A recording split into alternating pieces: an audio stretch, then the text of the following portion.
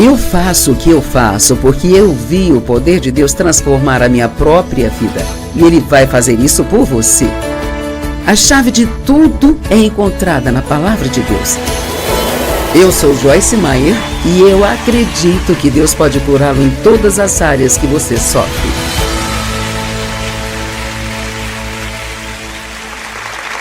Obrigada por estar conosco hoje no Desfrutando a Vida Diária. Eu comecei ontem a ensinar uma mensagem chamada Abençoado na Bagunça e hoje ensinarei a segunda parte. E o núcleo desta mensagem é que quando você está passando por problemas, provações e tribulações que todos experimentamos na vida, você pode ser abençoado, feliz, alegre, bem no meio disso, se você lidar com isso à maneira de Deus.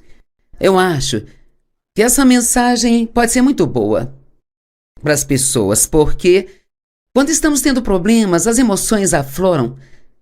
A boca, sabe, só quer ir na direção errada. Não temos vontade de tratar bem as pessoas, queremos descontar tudo nelas, ficamos bravos com quem não está tendo problemas. E nenhuma dessas coisas é a maneira que Deus quer que lidemos com os nossos problemas. Então, só para o bem das pessoas que não conseguiram ouvir ontem, como Deus quer que lidemos com nossos problemas. Vou passar por isso rapidamente hoje. Como lidar com os problemas à maneira de Deus? Primeiro, não o culpe, não fique bravo com Deus. Segundo, não sinta pena de si mesmo. Tem muita gente no mundo passando por algo muito pior do que você. Mantenha-se positivo, mantenha uma atitude de fé. A fé, ela é a evidência das coisas que nós não vemos e a prova da sua realidade. Então você tem que enxergar no reino espiritual, você tem que acreditar no que não vê. Você crê na promessa de Deus, não importa como as coisas pareçam. Não diga coisas negativas, não profetize sua própria derrota. Diga coisas como: Deus me ama, isso vai passar, vai acabar bem, Deus vai pegar isso e vai usar para o meu bem. E continue fazendo o que você faria se não tivesse problemas. Cumpra sua palavra, seus compromissos. E acima de tudo, e principalmente, seja bom com as pessoas. Cara, isso deixa o diabo louco. Eu amo Romanos 12, 21, é uma das minhas escrituras favoritas. Nós vencemos o mal com o bem. Uau! Só isso já é uma escritura que pode ser uma lição de vida. Nós vencemos o mal com o bem. Então, mais uma vez, quando tivermos problemas, se lidarmos com eles do jeito de Deus, seremos abençoados bem no meio da bagunça. Agora, isso não significa que o seu problema vai desaparecer bem no meio, mas, sabe, a forma como olhamos para as coisas realmente faz a diferença em como nós passamos por elas. Se você, a Bíblia diz, desvia o olhar de tudo que vai distraí-lo de Jesus. Então, nós pensamos demais no problema quando nós estamos tendo o problema. E a coisa melhor a fazer é fazer o que você pode fazer. E se não puder, apenas ore a respeito disso e creia que Deus ouve, está respondendo à sua oração. Sabe, Daniel, na Bíblia, orou sobre algo e jejuou por 21 dias e não obteve a resposta imediatamente. Então, quando a resposta veio,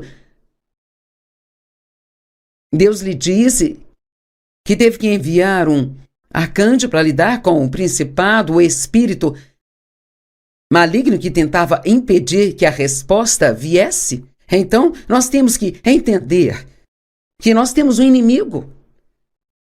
O diabo está vivo e bem no planeta Terra e, principalmente, quando você começa a fazer algo bom, ele virá contra você e tentará impedir você.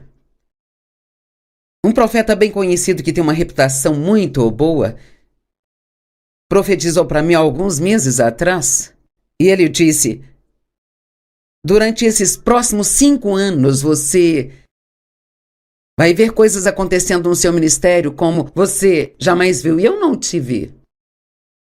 Nada.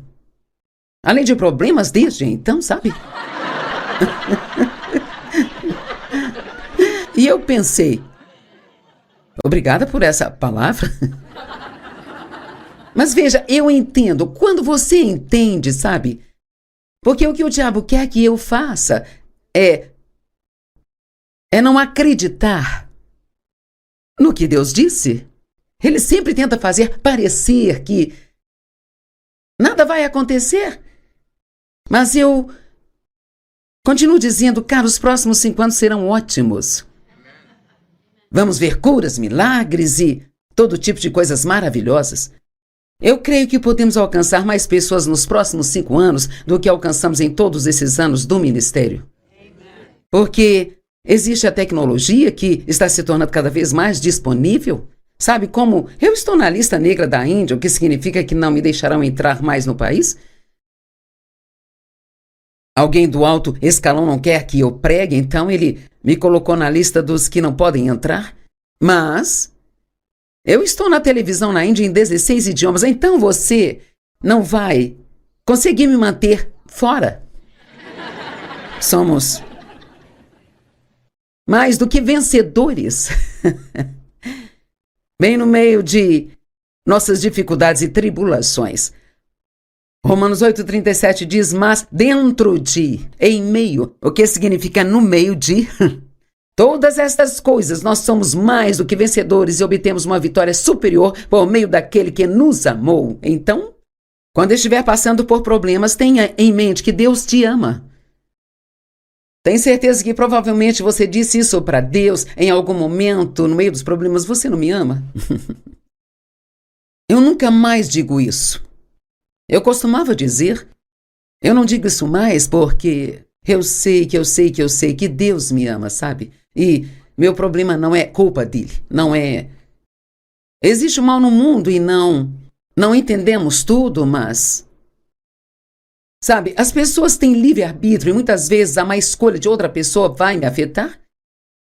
É como se, bem, Deus, por que você deixou isso acontecer? Bem, em vez de nos concentrarmos no porquê, vamos nos concentrar em Deus. Eu estou animado para vê-lo fazer o bem com isso. Vamos lá. Essa é uma nova forma de olhar para os nossos problemas. 1 Coríntios 15:57 diz, mas graças a Deus que nos dá a vitória, tornando-nos vencedores por meio de nosso Senhor Jesus Cristo. Tem tantas escrituras. O que significa ser mais que vencedor? Pensei muito nisso e sabe o que eu acho que significa? Acho que significa que, antes mesmo de termos um problema, já sabemos que teríamos a vitória, sabe? Então, quando você consegue viver assim, não precisa ter medo de problemas. Nem pensar, eu espero que isso não aconteça, ou que aquilo não aconteça. Sabe? Eu ouvi dizer que vai haver demissões no trabalho, tenho medo de ser demitido. Não, você já tem a vitória. Você já pode saber que se for demitido e mantiver uma boa atitude, lidando com isso do jeito que Deus quer, Ele te dará um outro melhor do que aquele que você tinha. Se você lidar do jeito de Deus. Eu tenho que continuar dizendo isso porque, honestamente, somos nós mesmos que fechamos as portas das bênçãos de Deus. Somente por termos uma atitude ruim ou falarmos coisas erradas. E você vai descobrir isso amanhã. Eu vou falar sobre a boca e não significa que você não deva assistir ao programa. Mas nós nos colocamos em muitos problemas só por dizer coisas estúpidas, sem nenhum sentido, e as dizemos por emoção quando estamos com raiva. E, cara, você vai ver o que Jesus fez. 2 Coríntios 2, verso 14. Mas graças a Deus que em Cristo sempre nos conduz em triunfo, como troféus da vitória de Cristo. Eu amo isso. Eu acho que Deus tem uma caixa de troféus no céu. E quando as pessoas crescem e se tornam espiritualmente maduras, e aí então elas se tornam úteis para Deus, eu acho que Ele vai e coloca mais um troféu na caixa dela, sabe? E as pessoas que têm uma caixa cheia de troféus significa que elas são especialistas naquilo. E muitos anos atrás, no dia de ação de graças, eu estava orando numa manhã e eu vi uma caixa de troféus no céu e nem conhecia essa escritura. E Deus me disse, você é um troféu da minha graça. Então ele mostrou-me que, sabe, vindo do histórico que eu vim sendo abusada sexualmente, passando pelo processo de deixar Deus curar-me, usar-me, eu encontrei essa escritura e eu vi outro dia que há um homem que escreve um livro chamado Troféus da Graça. E sabe, eu quero que Deus possa se orgulhar de mim. Você não quer que Ele se orgulhe de você? Você não quer que Ele seja capaz de mostrar você dentro da sua caixa de troféus como alguém que não é afetado por todas as coisas que o diabo tenta fazer? Ele sempre nos conduz em triunfo, diz a Bíblia. Deus sempre faz a parte dele. A questão é, nós vamos fazer a nossa parte? Ou vamos apenas seguir nossas emoções e fazer o que sentimos vontade e o que o inimigo quer que nós façamos? 1 João 5,4 todo aquele que é nascido de Deus vence o mundo. Se você nasceu de novo, você tem a vitória. Pois esta é a vitória que vence o mundo, a nossa fé. Uau! Sabe, a fé é para os dias difíceis, não para os dias bons. A fé é para os dias em que nada faz sentido e, sabe, eu estava pensando e eu escrevi isso. A fé é maravilhosa, é um grande presente de Deus. Pense no quão privilegiado é poder saber agora que você vai para o céu. Não sei vocês, mas estou ansiosa por isso. Eu estou farta do que está acontecendo aqui. E a Bíblia diz que toda a criação geme.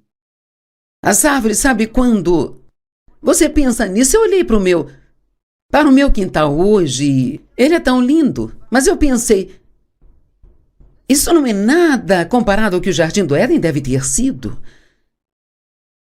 Porque a criação também está sob a maldição do pecado que começou no jardim. E devemos ser luz em um mundo escuro. Então, é muito importante não apenas sermos salvos pela fé, mas vivermos pela fé, andarmos pela fé. Isso significa que você está sempre tomando a decisão, não importa o que esteja acontecendo, vou confiar em Deus nisso. Bem, já tentei, confiei em Deus e não deu certo, então confie novamente. Agora, deixe-me fazer uma pergunta. Você tem uma solução melhor? Se você tem uma melhor, se você tem uma opção melhor, diga-me qual é, mas eu não. Para mim, confio em Deus.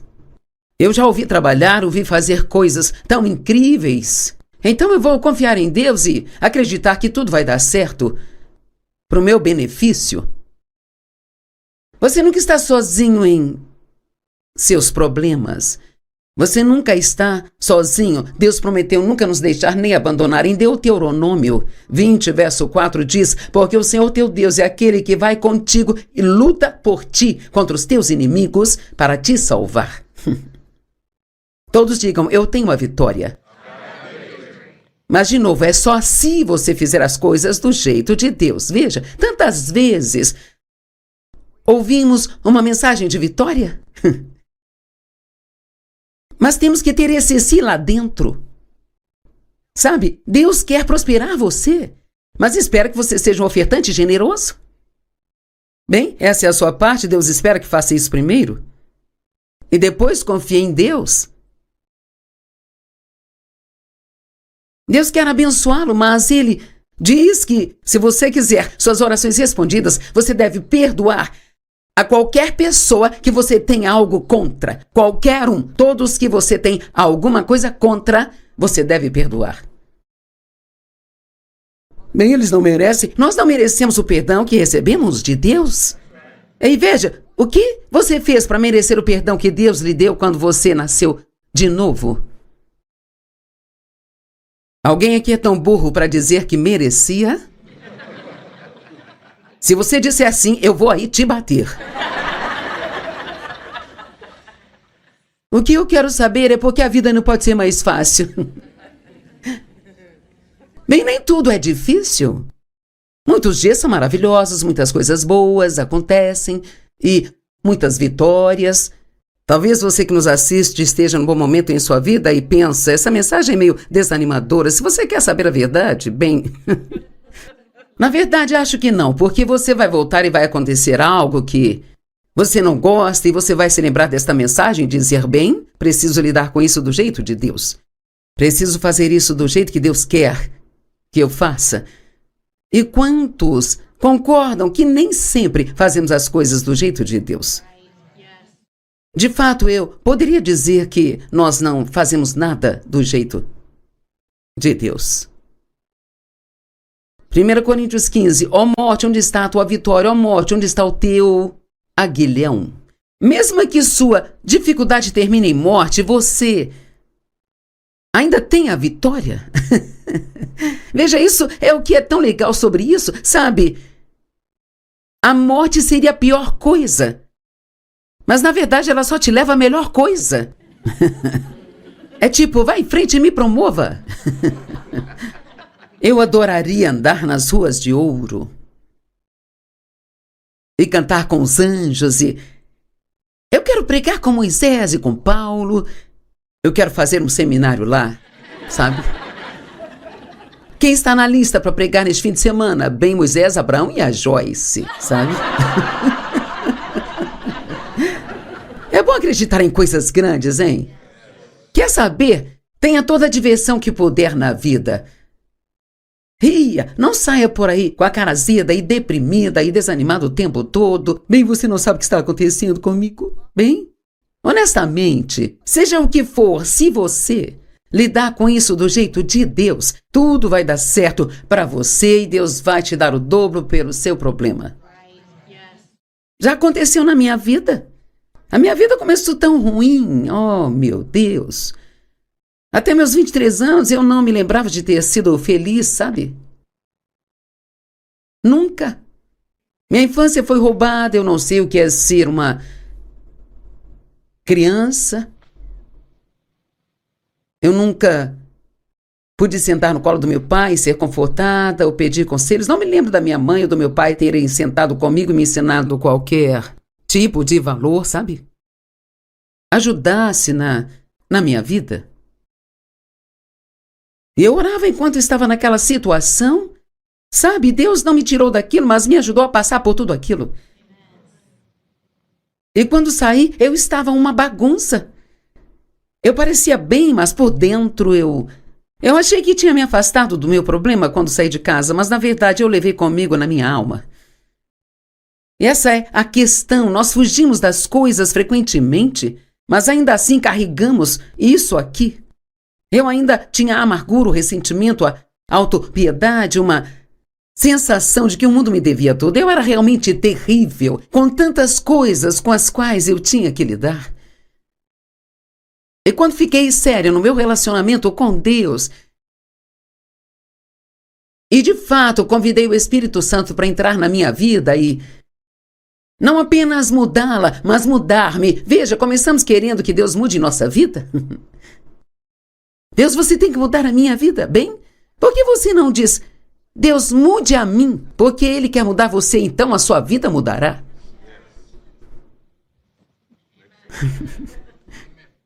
Deus, muda-me sempre que você não estiver se dando bem com alguém, talvez você seja casado e, cara, eu orei tanto para que o Dave mudasse.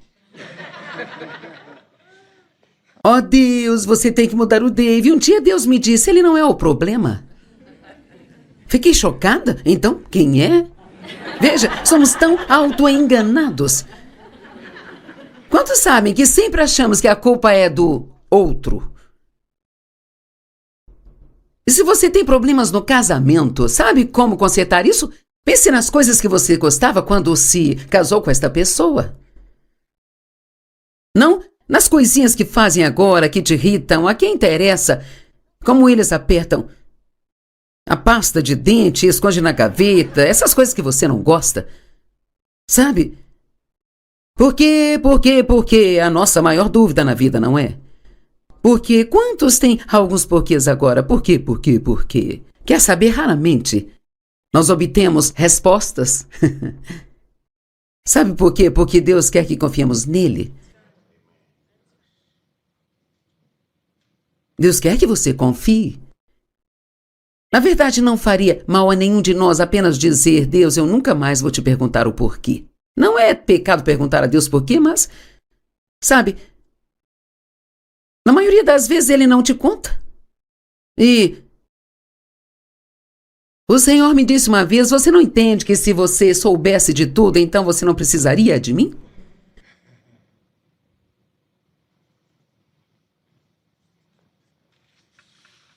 Vivemos em um mundo cheio de pecado e maldade, e por isso existem coisas tão difíceis.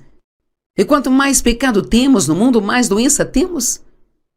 A soberania de Deus entra em jogo em todas essas perguntas por quê, e sabemos que Deus é soberano, sabe? Mas acho que tentar entender a soberania de Deus está além do nosso entendimento humano. Não podemos entender.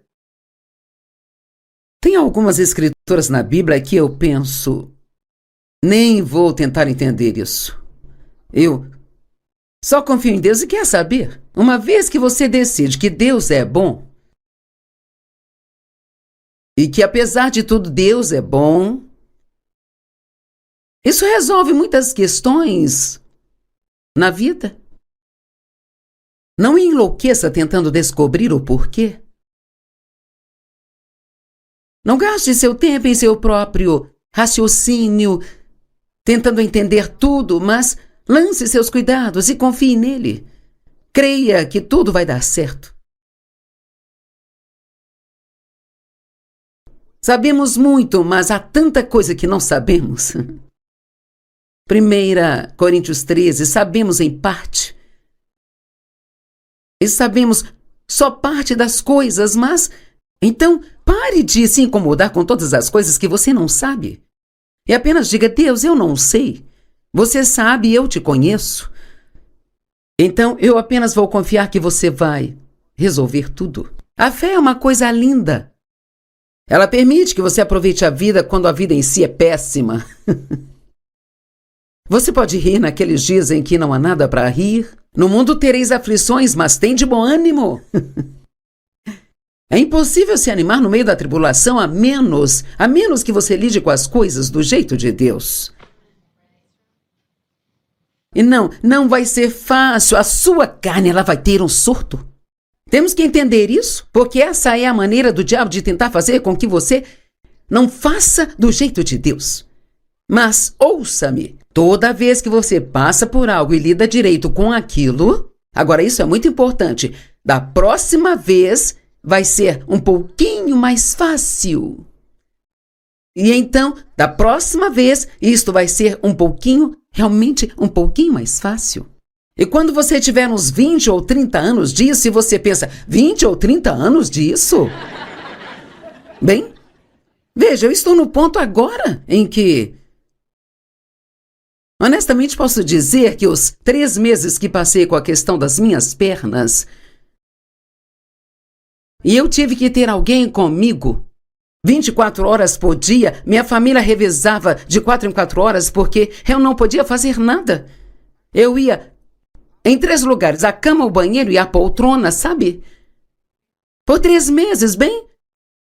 E, honestamente, eu posso dizer, eu não estou me gabando, eu dou a Deus o crédito. Eu fui muito feliz o tempo todo. Eu pensava assim: me sirvam. Agora quer um café? Você pode pegar, por favor? E eles diziam: você está gostando demais, mãe. Eu decidi na minha mente que eu ia lidar com aquilo do jeito de Deus. E me disseram que eu ia ficar com a bota 12 semanas, eu fiquei só 5. Vamos lá. E sabe, agora essa perna, ela não tinha força, eu mal conseguia levantá-la. E naturalmente as pessoas ficam pensando: uau, será que ela vai conseguir pregar novamente? Eu pensei: eu acho que eu vou fazer a TV sentada, sabe? E aqui estou, eu me preparando para as conferências novamente.